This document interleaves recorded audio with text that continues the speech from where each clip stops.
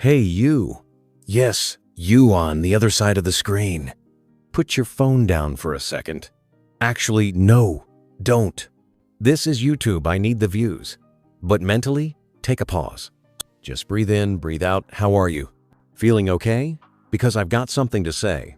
And I promise this isn't another motivational talk that leaves you worse. We won't talk about hustling harder or waking up at 4 a.m. This is about something your soul has probably been craving for a long time. Ready? You need to learn how to rest. Truly rest deeply, consciously. The kind of rest that recharges not just your phone battery, but your soul. Not just so you feel better, but so you become dangerous again. Yes, you heard that right. Rest so well it makes you dangerous. Somewhere along the way, we bought the lie that rest equals laziness. As if, unless you're constantly doing, producing, proving you're falling behind. And now most of us rest, like criminals guilty, secretly, with one eye open, scrolling through our phones while some show plays in the background that we don't even like. And all the while, guilt eats at us for being unproductive. That's not rest. That's digital purgatory. Real rest isn't the absence of action, it's the presence of peace. It's the return of your mind, body, and heart. I'm not judging, I've been there myself. Burned out, exhausted, always saying, just need to finish this one last thing, as if it wasn't the 400th last thing this week. Ever been so tired that work emails follow you into your dreams? As if it wasn't the 400th last thing this week. Ever been so tired that work emails follow you into your dreams? Let me tell you one of my favorite stories. There was a young guy who really wanted to become the best lumberjack in the village. He trained, sharpened his axe, did everything right. One day, he challenged an old, experienced lumberjack to a competition. From dawn to dusk, whoever chopped more wood would win. The young guy chopped non-stop all day. Every hour he peeked at the old man sipping tea or even napping. The young man thought, I've got this, he's wasting time. At sunset, they weighed the wood. The old man won. The young one was shocked. How? I never stopped. And you took breaks. The old man smiled and said, yes, but every time I sat down, I sharpened my axe. Boom. That story lives rent-free in my head. Because that's the power of real rest. It doesn't make you soft. It makes you sharp, focused, and present. Rest isn't the enemy of progress. It makes progress sustainable. But the problem is, we don't rest. We freeze. We run. We distract ourselves. We stuff food in standing up, scroll through 17 apps in bed. We watch 4 episodes of a show and remember none of it. That's not rest. That's sedation. That's your brain hitting the emergency shutdown because it knows you won't. Ever wake up more tired than when you went to bed? That's not sleep. That's a system reboot after a crash. When was the last time you felt truly energized? Not just awake, but truly alive, clear, and calm? When could you look around and say, yes, I'm here. I'm okay? That's rare, right? But it doesn't have to be.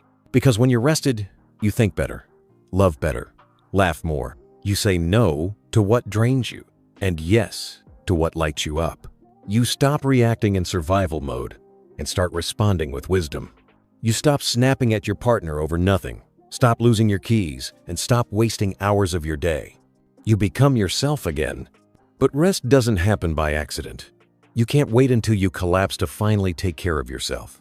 It's like waiting until you faint from thirst to drink water. Rest is a proactive measure. You build it into your life, protect it, and fight for it. Because honestly, your life depends on it. I know you're busy, life demands a lot, but let me gently say, you don't have time not to rest.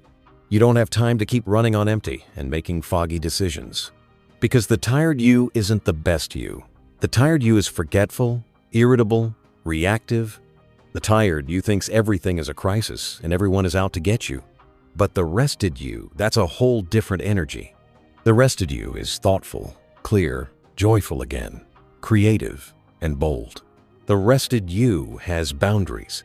The rested you remembers what matters. The rested you radiates a calm power that draws others in. You walk differently when your soul isn't limping. And the best part? Rest doesn't have to mean a 2-week trip to the Maldives. Sometimes rest is 15 minutes of silence before the day begins.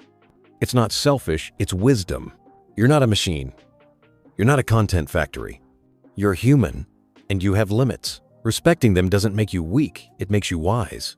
A lion doesn't feel guilty sleeping 20 hours a day. A cat naps on your laptop while you work completely unbothered. But us, we literally collapse, saying, "I'm fine, just tired." So here's your gentle reminder. Take a nap. Breathe deeply. Take a nap. Breathe deeply. Because when you rest well, you return different. You come back grounded, calm, and focused. And that version of you? Dangerous. Dangerous to fear, burnout, and people-pleasing. So go sharpen your axe, my friend. The world's going to need it. But first, rest. And don't forget to subscribe to sagebuddy. I used to dive into household chores or mindlessly scroll through social media right after work. I thought it helped me unwind, but in reality, I was just overloading my brain. It didn't allow true rest. I remained in action mode while my body was screaming for a reboot. Now I've introduced a transition ritual: a short walk, changing clothes, a cup of tea. I avoid talking about work or checking email. Sits like symbolically closing the office door. It helps my brain switch from work mode to relaxation and gently prepare for an evening that's about me, not just my responsibilities. A few minutes of deep breathing help relieve tension and calm the mind. I do this right after coming home. I sit comfortably, close my eyes, and focus on my breath. I inhale slowly, count to 4, hold my breath for a moment, and then exhale just as slowly. Sometimes I add visualization, imagining tiredness and irritation, leaving me with every breath out. This simple exercise helps restore inner balance, especially after an overloaded day. It's amazing how just 5 minutes of mindful breathing can shift your mindset and bring back a sense of control. I notice that endless scrolling through news and social media only increases fatigue. It feels like you're relaxing by scrolling, but your brain is actually processing tons of often anxious or meaningless information. I began to feel even more drained after this kind of rest. Now, I consciously limit screen time, especially before bed, to avoid overloading my nervous system. Instead, I read a book or listen to calm and soulful music. It helps me switch gears, slow down, and prepare for real rest, not another wave of stimulation. Light physical activity, like stretching or walking, helps relieve muscle tension and boost mood. I used to think I had no energy to move after work, but movement actually brings that energy back. Even a simple walk in the fresh air helps shake off heavy thoughts and reconnect with the body. I try to do this for at least 15-20 minutes a day, not as an obligation, but as an act of self-care. Sometimes I turn on music and move spontaneously, letting myself be alive rather than stuck in work mode tension.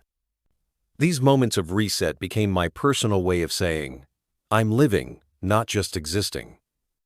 Meditation helps me stay in the moment and release accumulated stress.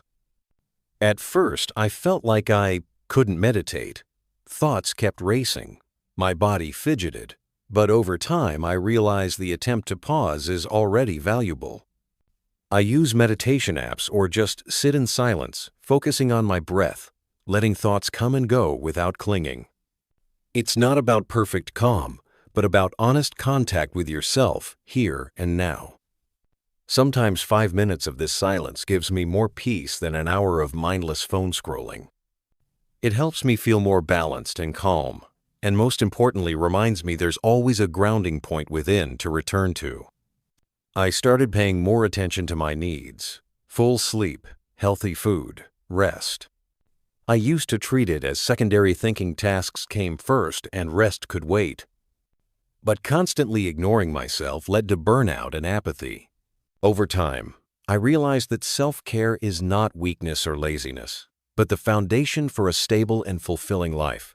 Understanding that self-care is not selfishness, but a necessity changed my outlook on life. Every evening I write down 3 things I'm grateful for. It could be something big like a loved one supporter, something tiny like warm tea or sunlight in the window. I used to replay only problems and unfinished tasks in my head, but the gratitude practice shifted my focus.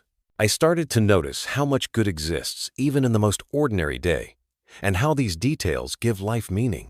It helps me focus on the positives and see the light even in the hardest days, reminding me that joy is not rare, it's something we learn to notice.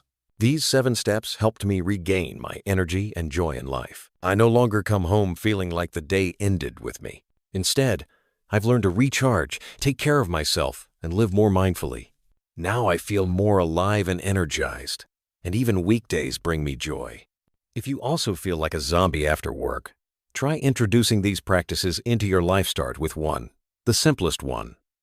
Small steps lead to big changes when done regularly. Maybe they'll help you too, just as they once helped me. Subscribe to the SageBuddy channel to not miss new videos on how to restore energy, find inner clarity, and live a full life.